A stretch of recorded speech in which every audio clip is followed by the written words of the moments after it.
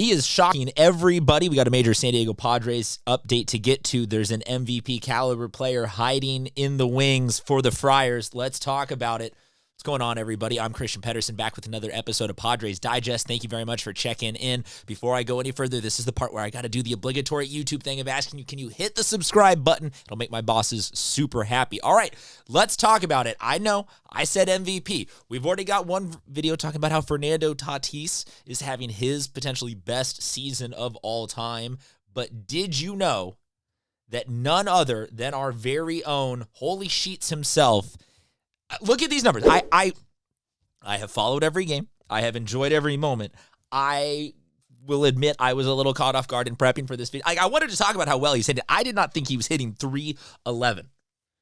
Fantastic. He's the best DH in baseball this season, in my opinion.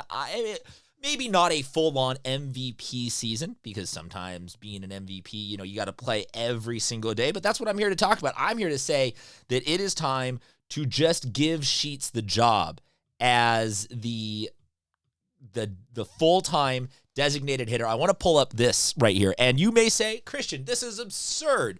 We're 45 at-bats in for Sheets. We're 50, 60 at-bats. We're at the 20-game mark.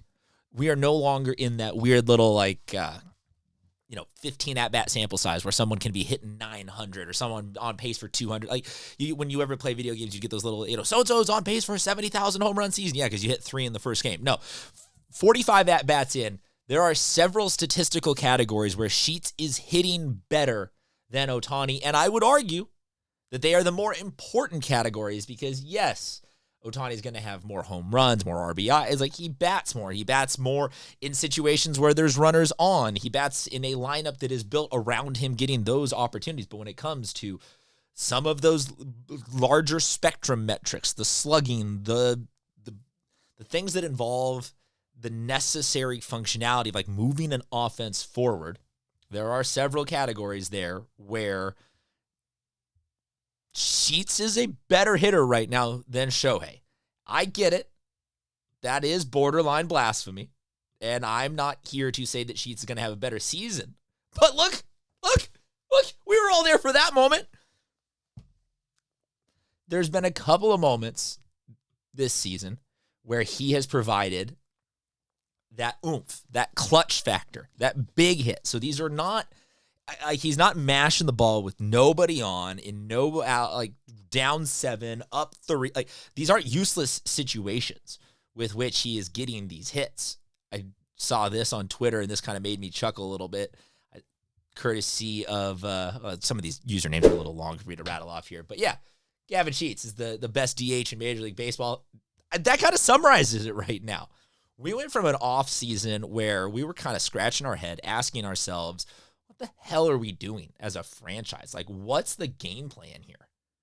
How are we getting this done? How are we going to,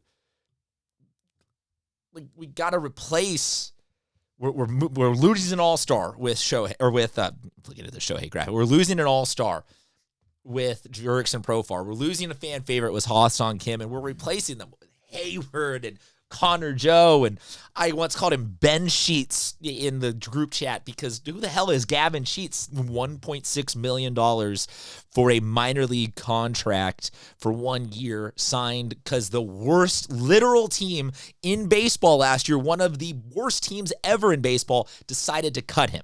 He shows up here and he starts producing these numbers. I think it's safe to say not only is this surprising everybody, but it's delightfully surprising everybody. Here's my follow-up, though, to I want to see him now, and I want to advocate for him, and I want to hear from you guys, though. So drop a comment if you think, is he going to be able to sustain this? Maybe you think he actually is a better hitter than Shohei. Maybe you think that I'm an absolutely overreactionary idiot. And Christian, move on, find some other players to stand this season. But look, I think that it is time to start seeing Gavin Sheets as the regular DH. Now, you can probably, over the course of the season, say that he's going to hit a little bit worse against lefties than against righties. Okay. I will say that if you look at the history of his numbers, he's a 230-ish kind of dude. So he's obviously not great against either split, but in this newfound change of scenery, sort of late career revival renaissance he's having, I say right now at least, let's leave him out there day in and day out to be the dude. With the scant sort of example of like what we saw today from the Padres, today being day game against the Cubs, they had a lefty on the mound. They held him in reserve, but still got Sheets out there once they got into the bullpen. Righty was up. Righty comes out. Sheets goes in, replaces Connor Joe, then goes, there's some other trickle around. He goes to first. There's some other later game shifts. But that's kind of the core thesis right here, is that Sheets is surprising everybody and setting us up for stability and depth on this Padres roster that further proves the sort of spoil of riches that is going on right now. Because one thing that the Padres, I think, had really going last year that helped them be so successful that we felt like coming into this offseason, or coming into this season we didn't have, was the depth and flexibility. Last year, one guy goes down or one guy needs a day off or one guy's cooling down. There was a whole, we could do all these rotations. We could do all these pieces. We could do this, that, and the other, and you didn't even blink an eye.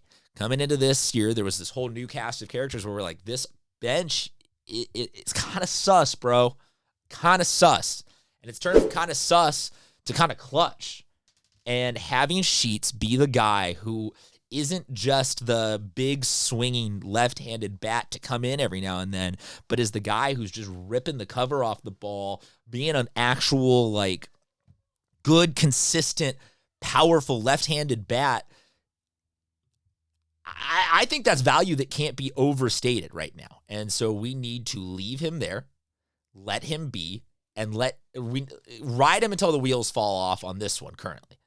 I think if we get 15 or 20 games from now and he has regressed all the way back down to hitting 210, like, then we can rehab that discussion. But right now, get him in there full-time at DH. And again, drop a comment. Let me know what you think. But I think if we get him at full-time at DH, then you talk about what happens beyond that.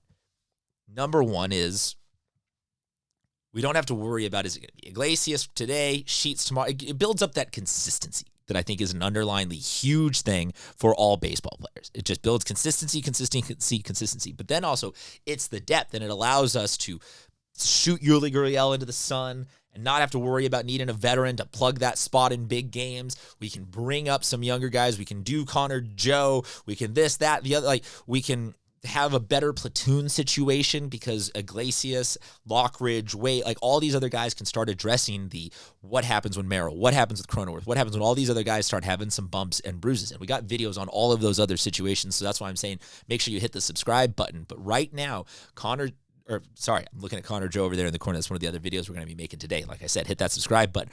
Right now, Gavin Sheets doing this, hitting deep home runs. Absolute bomb home run, like absolute crushing with those that 300 plus batting average, better numbers than some of them on Shohei. Having all of this to me, just it comes down to he is the most surprising player I think in all of Major League Baseball, and I hope you are there with me because it is a pleasant surprise. Whether or not we get to have him back next year because he ends up having a huge, maybe this is another profile where he goes huge all-star in a contract year and we lose him to price out. But for right now, this could be the ace in the hole for the San Diego Padres. Let me know what you think, though. Drop a comment below. Hit the subscribe button. We'll be back next time with more Padres content. Talk to you soon, Friar Faithful.